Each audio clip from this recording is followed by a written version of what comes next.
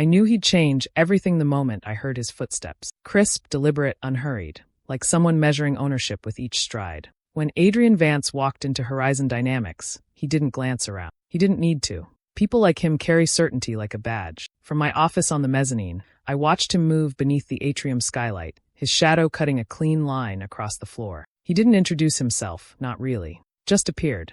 Meetings were disrupted mid-sentence, names mispronounced or ignored, questions delivered like accusations. He scribbled notes no one saw twice and smiled like he'd already won. I stayed out of his path. Not out of fear, habit. The building responded. People adjusted their tone, their pace. Long-timers whispered in corners. A few even joked, until the first round of terminations arrived with no warning. Veterans were quietly escorted out. New faces arrived, younger, louder, always from somewhere he'd worked before. He called it modernization. I called it what it was, replacement. I kept doing what I'd always done, only quieter. It was easier to be overlooked when no one could quite define your value. Let him underestimate me. It made things simpler. Then, during one of his endless meetings, he paused mid-slide and looked directly at me. Just for a second, something had shifted. At 8:43 a.m. on Thursday, the air in the building changed. Not metaphorically, literally. A gust swept in from the lobby's revolving door, cold enough to raise goosebumps, and with it came a rhythm, measured steps that echoed in unnatural tempo across the tile. No one walked like that unless they wanted to be heard. I turned slightly in my chair, just enough to catch the glint of a steel tie clip through the glass wall of my office. He was taller than expected. Not large, but tall in the way a blade is, narrow, sharp, reflecting everything while offering. His eyes barely paused on the receptionist as he passed. She blinked after him, uncertain if she should follow. She didn't. I watched the way his coat moved. Nothing swung. No hesitation in the stride, no adjustment of sleeves or cuffs. He moved as if he'd already memorized the layout, as if the building had been constructed with him in mind. When he stopped at the elevator bank, he didn't look at the button. He simply waited, confident it would arrive quickly. He didn't go up to the executive floor. Instead, he stepped out onto level 3, marketing and comm. My floor. At first, it was quiet. Then came the murmurs. Low tones. Doors creaking open and never quite closing. A wave of odd silence rolled down the hall. Chairs scraped. Someone cleared their throat and didn't finish the sentence that had come before. From where I sat, I couldn't see him directly anymore, but I tracked his progress like a storm sweeping across radar. The energy of each department shifted as he entered. Familiar voices turned brittle. Laughter stopped mid-breath. Coffee mugs remained halfway lifted. I stood and walked slowly to the corner of my office, out of view from the door, but within earshot of the hallway. I wasn't hiding, just listening. There's a difference. He entered the brand strategy pod first. A short pause then. What's the purpose of this meeting? A pause. No, I mean precisely. Who benefits from it and how? Another pause. The silence told me more than any words. I could almost hear the smile behind his next remark. I'd write that down. You may need it. Chairs shifted. Someone chuckled too loudly. Then he was gone, on to the next room. Curt knock. No waiting. Show me what you're working on. No, not the slides. The notes. The real ones. Another knock. Then another. I heard my name once. A whisper. It didn't reach him. Eventually, he walked past my office. Didn't glance in.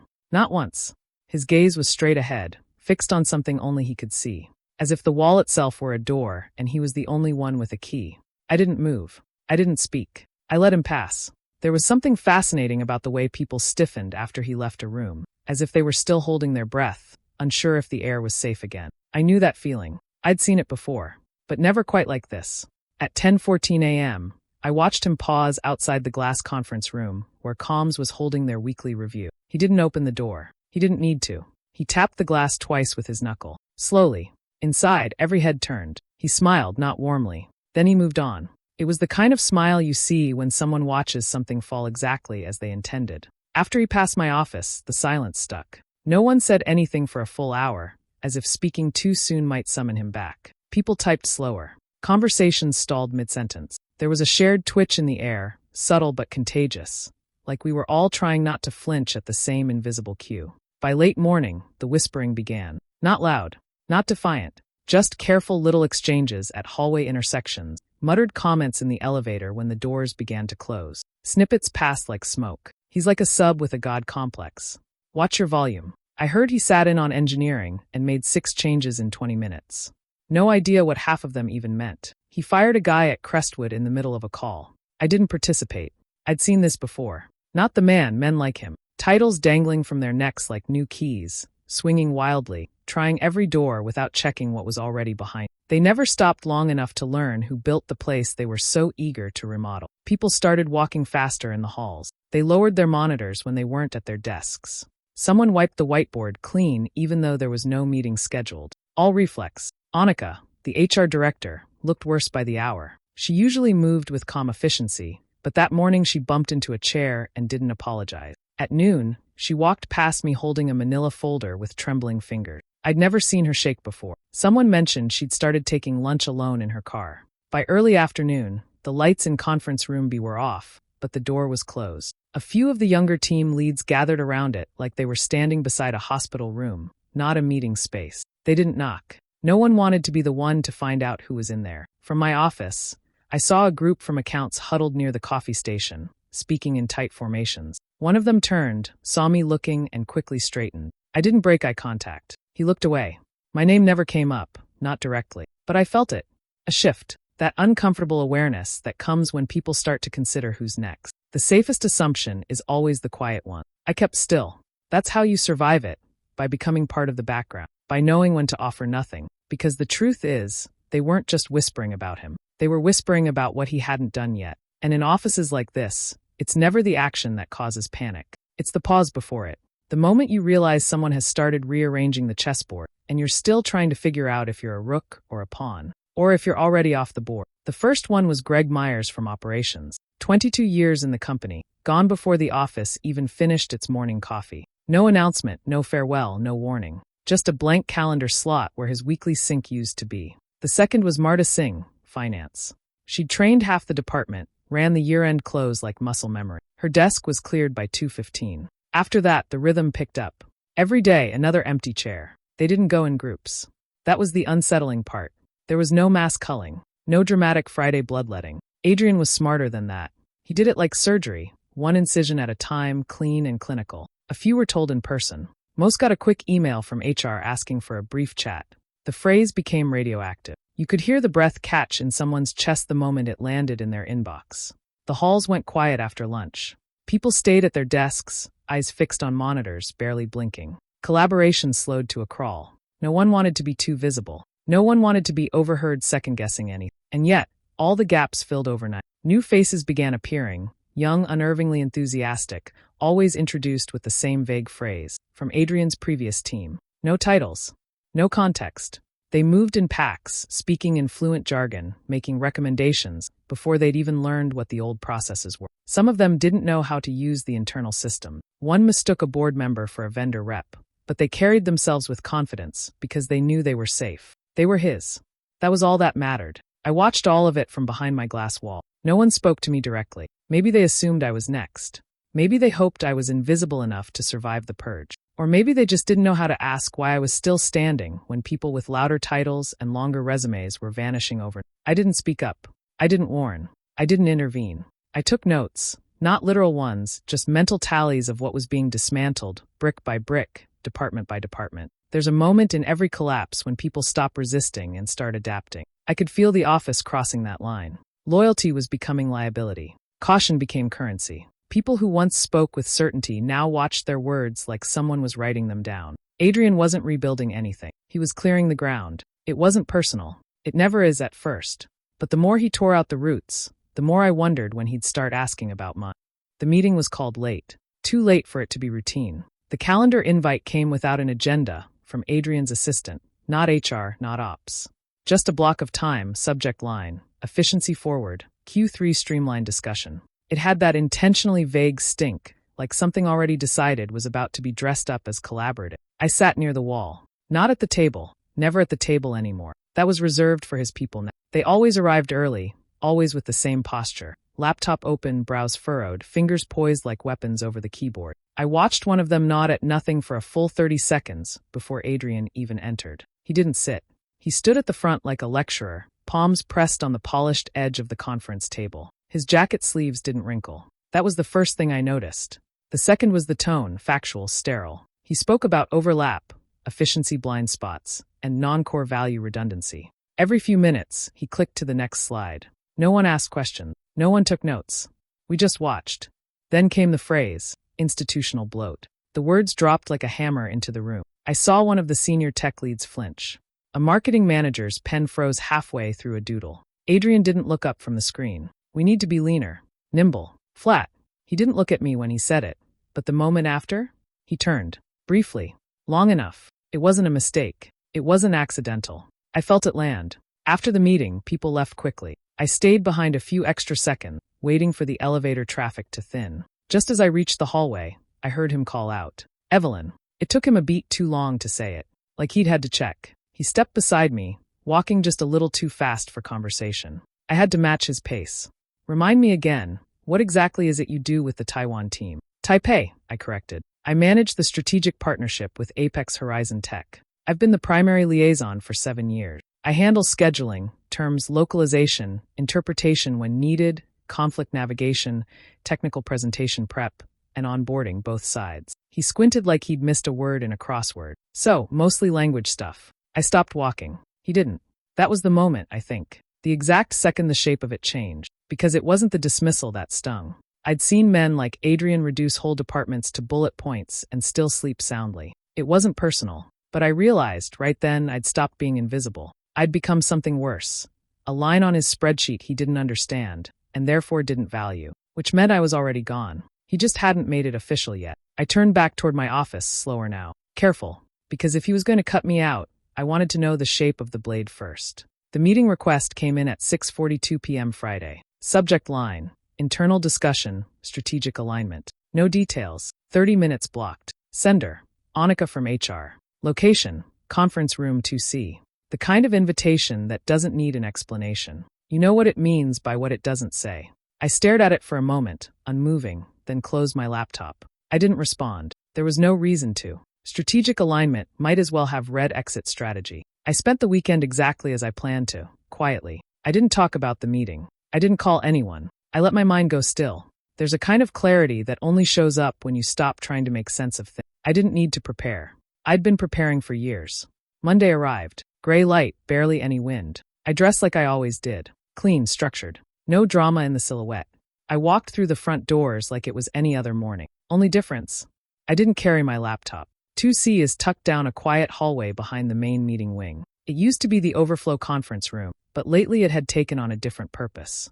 People said if you got summoned to 2C, you didn't come back with your badge. I opened the door at exactly 10 o'clock. Adrien was already inside, seated at the end of the table, angled slightly away from me. Annika sat beside him, hands folded over a beige folder. She gave me a tight, unreadable nod. Adrien didn't bother standing. "Evelyn," he said flatly, "thanks for coming."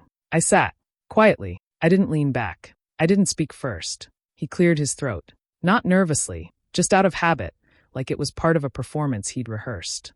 "After a careful review of organizational overlaps and alignment goals, we've decided to make some changes to reduce redundancy and optimize performance. Your role, as it currently exists, will be transitioned out. Language services will be handled externally, through a vendor contract. The handoff process will be overseen by the new team." He slid a white envelope across the table. "You'll find the terms inside. Standard severance. 2 weeks transition access if needed, though that's at your discretion." Annika didn't look at me. Her nails tapped once against the manila folder, then stopped. I looked at the envelope. I didn't touch it. I let the pause stretch just long enough to make them both uncomfortable. Then I turned to Adrien and met his eyes directly. "Are you sure?" I asked. His smile barely twitched. "Yes." I nodded once. Then I stood. Slowly. Gathered nothing, because there was nothing to gather. At the door, I turned back just slightly. "Good luck on Monday," I said. Then I walked out. I didn't look back. I didn't need to. The only thing left behind was the envelope, sitting untouched on the table, like a placeholder for a decision they hadn't finished understanding. I didn't leave town that weekend. Didn't fly off, didn't disappear, didn't drink too much wine or make a scene. I stayed. I did my laundry. Went for a walk along the lake. Cooked something slow and deliberate. That's what people forget, how useful stillness is. When others are moving too fast, silence becomes strategy. Saturday morning, I opened my email. There it was. Subject: Evelyn Shaw, Strategic Opportunity, Sterling Global Advisors. Sent at 6:04 a.m. Eastern. I read it twice. Then again, slower. It wasn't a recruiter message. It wasn't a form letter. It came from the managing partner's desk. Someone who'd been watching, waiting, maybe even hoping. They knew exactly what I did. They didn't call it language work. They called it structural diplomacy, transnational interface design. Real-time partnership optimization. Words that meant something. We spoke that afternoon. It wasn't an interview. It was a confirmation. The kind that clicks into place like a well-fitted lid. They didn't ask why I left Horizon. They didn't need to. Smart people already know. They wanted me in Boston. Senior strategic director. Broader remit, real influence, no performative nonsense. Better pay. Better weather. A better seat at the table. I didn't take the weekend to think about it. I took the weekend to breathe. Across the city, Adrien was rewriting history. By Sunday afternoon, I started getting the texts. Quiet ones from people still trapped in the machine. He's saying you weren't collaborative. Claims you blocked his access to partner systems. He told comms you were hoarding contacts. Said you kept things vague on purpose. One message just read. He called you a gatekeeper. Smiled when he said it. Another. Also social climber? That part made no sense. I didn't respond to any of them. I let him talk. That's the thing about men like Adrien. They always underestimate the echo. He thought he was managing perception, guiding narrative. But the more he talked, the more he revealed. If I'd truly been irrelevant, he wouldn't need to say anything at all. Monday was when he implemented the new solution. Outsourced, offshore, proudly branded as cost-effective multilingual optimization. A slide deck went out company-wide. Buzzwords stacked on buzzword. I saw it. Someone forwarded it to me, subject line blank. It was laughable. The diagram was upside down. 2 of the acronyms were misused. One link went to a dead portal. I didn't say a word. Instead, I finished packing. Sunday night, I stood at my window with the lights off, looking out over the lake. The city glowed like it always had. Constant. Indifferent. He thought I'd left defeated. What I'd really done was wait. Because something was already moving. Quietly, precisely, exactly where he wasn't looking. And I was going to be there when it landed. I wasn't there Monday morning, but I know how it unfolded. I know the rhythm of that building, how voices carry in the glass conference rooms, how silence spreads like gas when someone important stops talking. The Apex delegation arrived before 9. They don't come early by accident. 3 representatives, Mr. Chin among them, walked through the front lobby without checking in. They knew the route.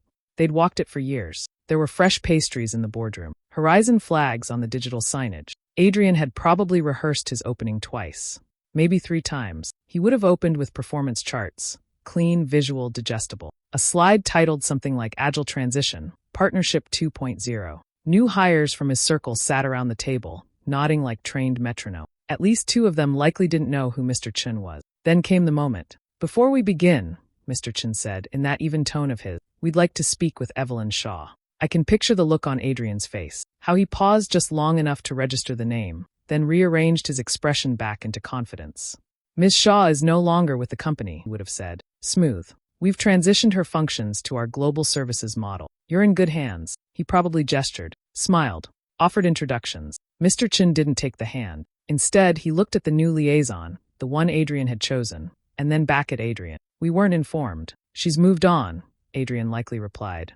Our systems are integrated now. It's much more scalable. Silence. Then, Evelyn understood nuance. She corrected your tone once during a product call. Do you remember that? Adrien wouldn't answer. He'd nod, smile, try to pivot. But Mr. Chin doesn't pivot. She was not a translator. She was a partner. The room would have frozen then. Not dramatically, just an inch at a time. The kind of stillness that says something vital has gone missing, and everyone knows it. I see, Mr. Chin said. And then he stood. The others followed. The contract folder, years in negotiation, remained closed on the table. They left it behind. No shouting. No anger. Just deliberate withdrawal. By the time the elevator doors closed behind them, Horizon Dynamics had lost its most valuable alliance. News travels fast in buildings like that. The execs didn't need to say anything. The silence told the story better than any email could. People felt the shift, deep in the gut, before the facts arrived. Someone from procurement called legal. 2 directors canceled their standing 1:1F. Annika, I imagine, locked her door. And Adrien? He did what they always do. Doubled down. Spun it. Blamed misalignment. Said Apex had been cooling for months. Called it a soft landing. But by lunch, 3 clients had reached out asking pointed questions. One of them copied Sterling Global on the thread. By 2 o'clock, someone from the board had requested Adrien's prior hiring memos. By 4 o'clock, the office didn't feel like his anymore. And I didn't answer the phone. Not yet. The call came Wednesday morning. Blocked number. No voicemail. Just 1 ring and silence. Then another. Then again. By the 4th time, I picked up. Evelyn, he said, with that carefully controlled urgency. The kind where someone's trying to sound calm, but their breathing hasn't caught up. It's Adrien. He paused, waiting for me to respond. I didn't. I thought. I thought it might be good to talk. Quick chat. Things have shifted.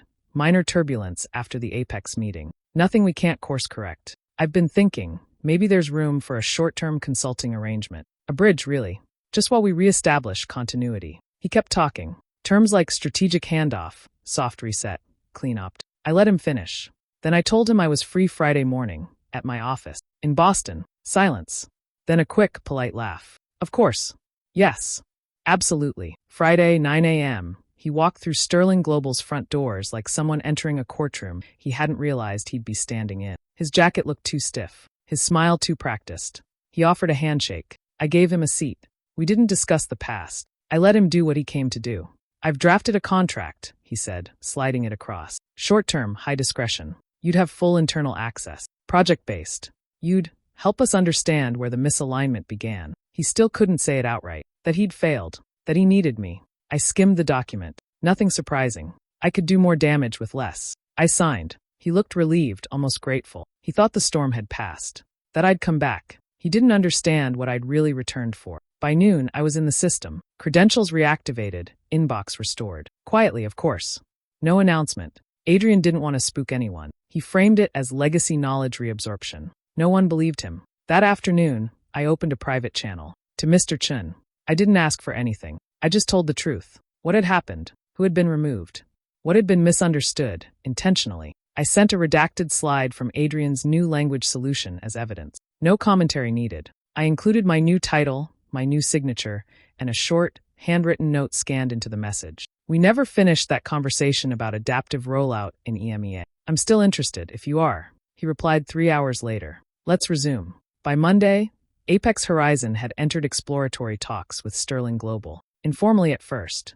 Off record. But the momentum was clear. And Adrien, he walked the halls like a man reciting a speech no one had asked for. His presence, once intimidating, had gone weightless. People moved around him now. Not through fear, through disregard. The calls weren't being returned. Clients asked for backup plans. Internally, directors began coordinating without him. He hadn't lost the building yet, but the walls were listening to someone else.